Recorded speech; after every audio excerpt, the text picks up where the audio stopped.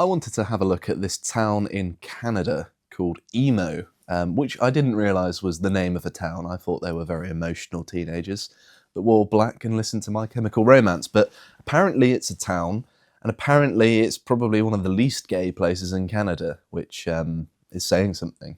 But anyway, let's have a look at this story, because the National Post wrote an article about it, and I'm going to read it and talk about the details of it. So it says, Ontario town fined 10,000, I imagine Canadian dollars, for refusing to celebrate Pride Month, which obviously it should be their right to not celebrate it. And in fact, I don't celebrate Pride Month. It should be fine. I shouldn't be fined. A bit of a tongue twister. But point being that when a state does this sort of thing, it fines people for not celebrating the state ideology.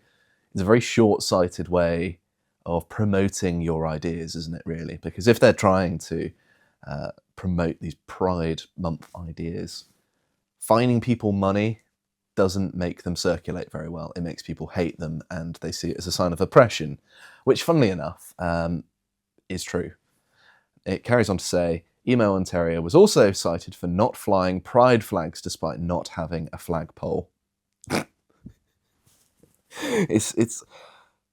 It is awful, obviously, but the comedy in this is pretty obvious. So let's have a look here. It says, an Ontario town has been fined 10,000, yeah, it's reiterating the title, they always do this. Emo is a township of about 1,300 people located in the far west of Ontario. Get rid of that ad. Along with the border of Minnesota. So it's a very small town. You know, they might not even have a single gay person in their town. I mean, the statistics are likely that there are probably a fair few, especially in this day and age in the West. However, if they don't want to do the whole Pride fanfare, that's probably fine. Just allow people to do what they want. That's pretty normal. And it says, in a decision handed down last week, the Human Rights Tribunal of Ontario ruled that Emo, its mayor, and two of its councillors had violated Ontario's Human Rights Code by refusing to proclaim June as Pride Month. Yes, this is an inevitable, human right, the right to fly a rainbow flag and have a month dedicated to what people do in the privacy of their own homes, hopefully. But I don't want to talk about that. But anyway, it carries on to say, the town was also cited for failing to fly an LGBTQ, is that 2 rainbow flag? Is that what it's become now? Is there a number attached? Despite the fact they don't have an official flagpole. So they've got some unofficial ones, apparently.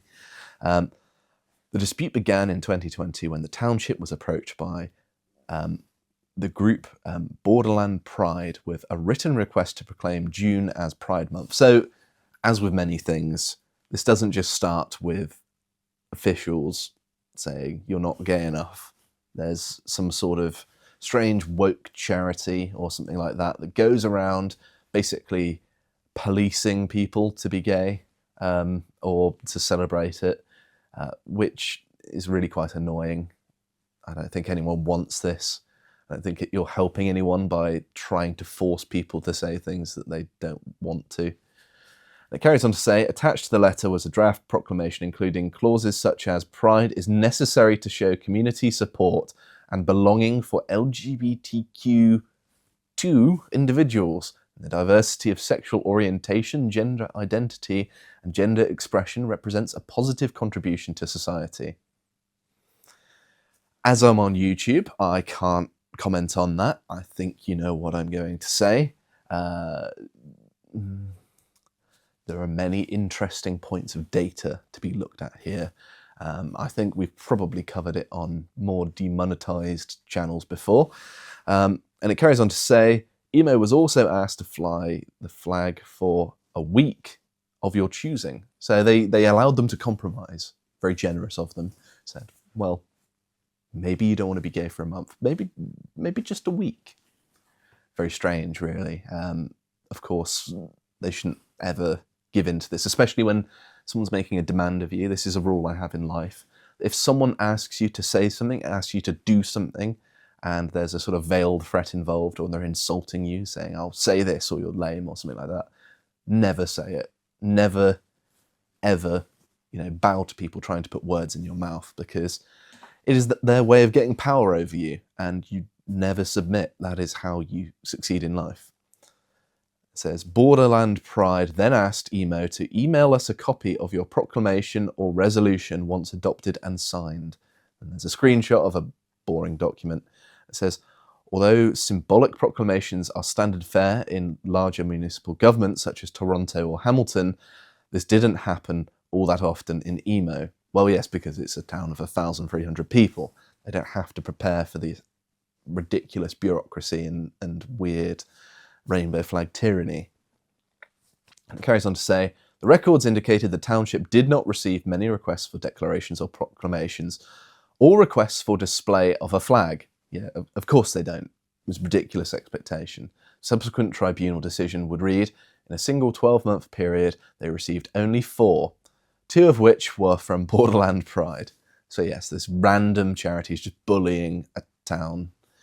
Tribunal hearings would also reveal that Emo doesn't really have a central flagpole aside from a Canadian flag angled over the front door of the Emo municipal office. Well, yes, it's a relatively small town. Nevertheless, Borderland Pride's draft proclamation was tabled before a May 2020 meeting for the Emo Township Council, where it was defeated by a vote of 3-2. It's amazing to me that this annoying charity can just tyrannize a town into doing what it wants. People can't just say, hey, this is how we want to do things, leave us alone. They're using what amounts to a form of lawfare, I suppose, to bully them into doing this thing just out of the, convenience. So it says, the claim of discrimination ultimately hinged on a single line uttered by Emo Mayor Harold McQuaker. When the proclamation came up for consideration, McQuaker was heard to say in a recording of the meeting, there's no flag being flown for the other side of the coin. There's no flag being flown for the straight people. Not untrue. As Human Rights Tribunal Vice Chair Karen Dawson wrote in her decision, I find this remark was demeaning and disparaging of the alphabet people, and of which Borderland Pride is a member and therefore constituted discrimination under the code. So, by being even-handed, saying, hey, we don't have a straight pride flag, so why should they have theirs? That is treating people equally. That is now discrimination. Of course, treating people equally often doesn't work because everyone has their own prejudices towards their own groups. But still, it carries on to say, Dawson also ruled that given the close proximity of McQuaker's comment to his nay vote, that too constituted discrimination under the code. Oh, that's convenient, isn't it? The 5 days of hearings into the case would also include Emily Sawi, how do you pronounce that? A professor at the University of British Columbia School of Nursing who was cited as an expert. Hang on a minute. So she's a professor at a university for nursing, and that means she's an expert on the alphabet community.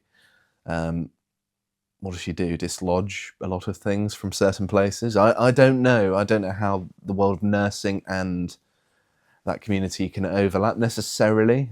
I don't know. Maybe there's a good reason. I doubt it. Dr. Word I can't say, testified that one of the ways the negative speech contributes to harm is done through tacitly encouraging others to imitate that discriminatory speech. Oh yeah, that's funny, isn't it? And I suppose your hurty feelings are more important than fining a town a lot of money. I suppose that's equivalent, isn't it? Just stealing money from someone because they don't agree with you. And it carries on saying, read the decision which cited the claim that the US President Donald Trump inspired hate and violence against the alphabet people. I don't think that's necessarily true.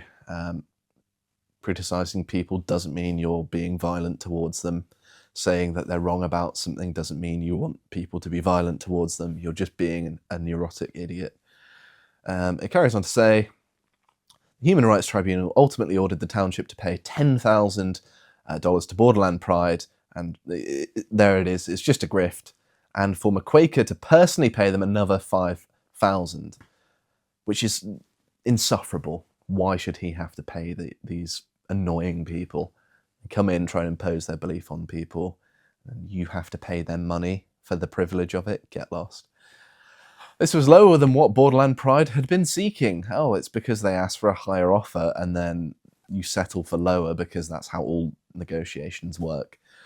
So that's not necessarily any charitable thing, ironically enough. But McQuaker and EMO's Chief Administration Officer were also ordered to complete an online course known as the Human Rights 101 and provide proof of completion to Borderland Pride within 30 days. So they're basically setting themselves up to be, you've got to meet our standards. We are the law now. For some reason. The course is offered by Ontario's Human Rights Commission, and their latest edition opens with an animated video telling viewers that the Human Rights Code is not meant to punish. Beautiful irony there. Yeah, the funny thing is as well that I sort of believe in natural rights. I think that a state should not deprive people of certain rights if they're an innocent citizen, and yet these things are being used as a sort of bludgeon, a chisel, a hammer, whatever you want to call it, to force ideology down people's throats that don't want it.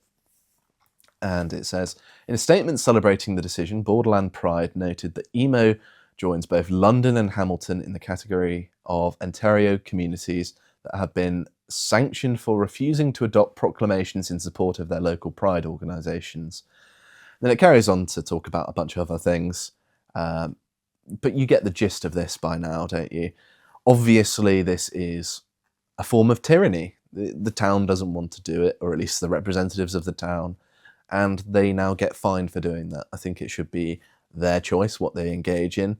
I'm not necessarily saying that, you know, if there's a really woke LGBT area, that they can't do this thing, even though I don't agree with it. And then the final thing I wanted to end on is that Harold McQuaker, the mayor of EMO, Ontario, has refused to pay the fine or attend the training, describing it as extortion. And I, for one, support this man. It is extortion. And I think that stupid charity should go stuff it up their own arse.